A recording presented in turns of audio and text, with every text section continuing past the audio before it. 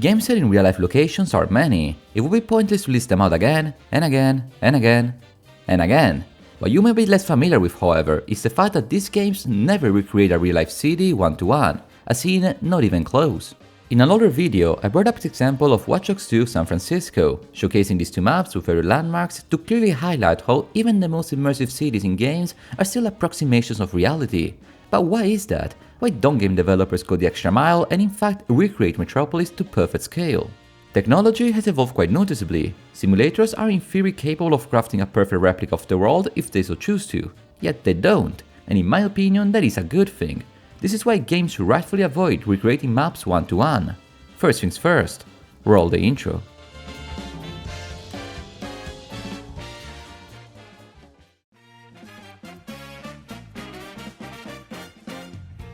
A couple of weeks ago, I played the beautiful GhostWire Tokyo, a title that sure has its gameplay problems, but that I found enjoyable from start to end. The Tango Gameworks game is an odd but functional mix between Resident Evil and Far Cry, set in the Japanese capital we all know and love. The game is open world, so I thought to myself, since the game is set in Tokyo, would I be able to find Kamurocho, the iconic Yakuza location, by roaming around?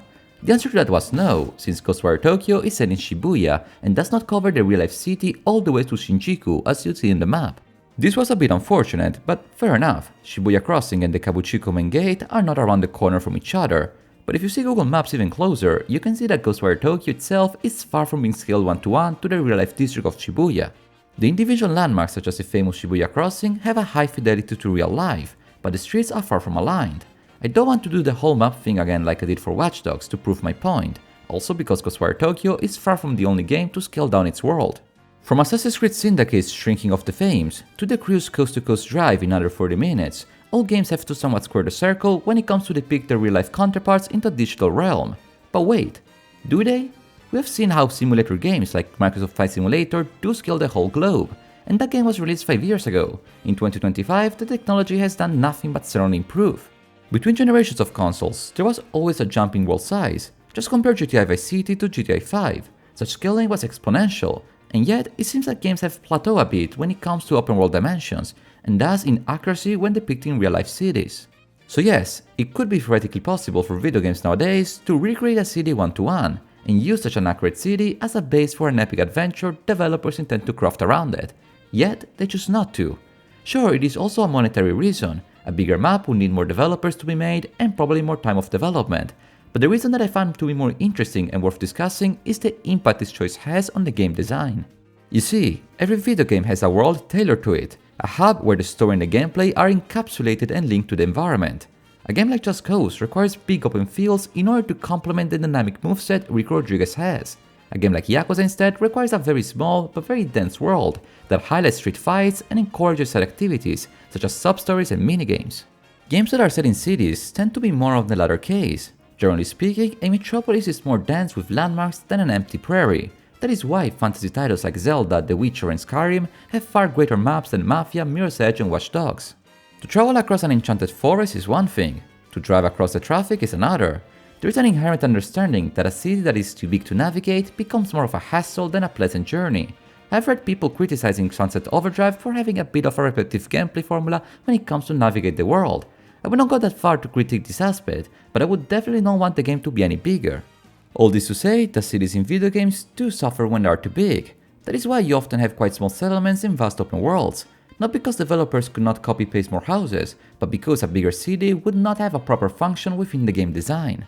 If video game developers dared to create cities to scale, as in one-to-one scale, we would have enormous open worlds extremely tedious to navigate and probably empty of content.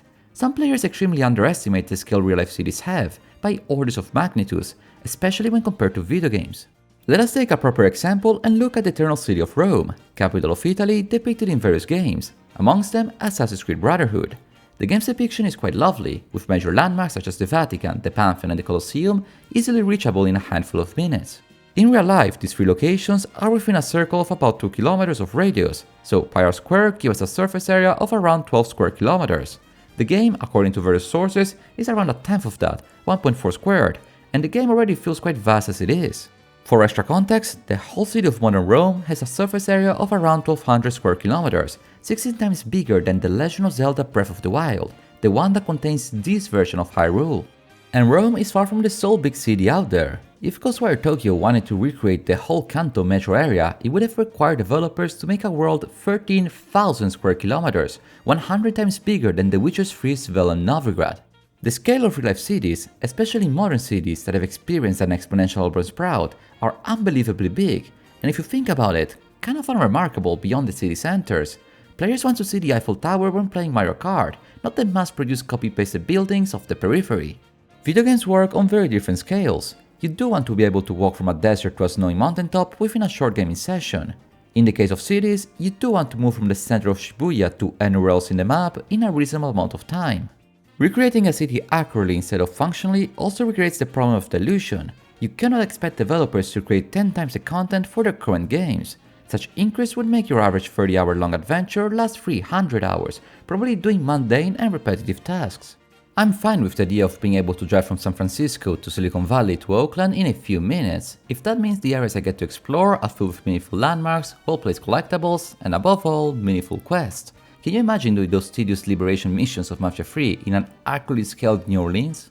Developers have to prioritize the gaming experience when developing a game, even if the topographic accuracy suffers from this.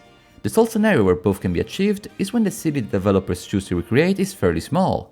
Case in point, the Yakuza games.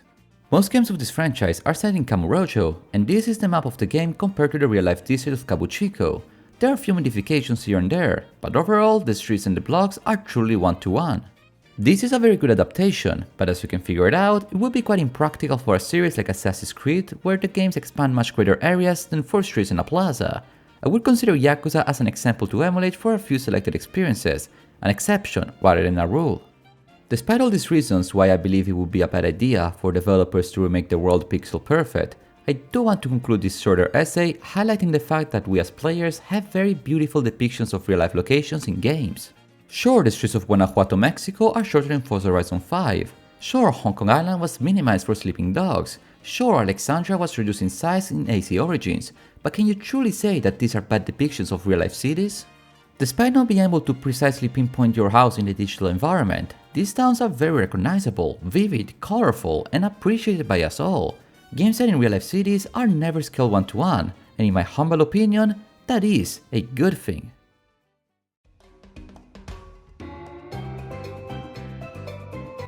If there is one thing that I always loved as a kid, was to explore the world in video games. As a younger gamer, I had the wrong impression that at the time upcoming new games like Assassin's Creed Unity and GTA 5 were finally recreating worlds on scale, to then realize that that was far from the truth. Despite this, I actually do believe that it is a net positive that we're not lost in digital empty spaces just for the sake of realism. Some worlds are already, in my opinion, focusing too much in size rather than in content. To ask developers to make them 10 times bigger to match reality would be unreal and a waste of resources.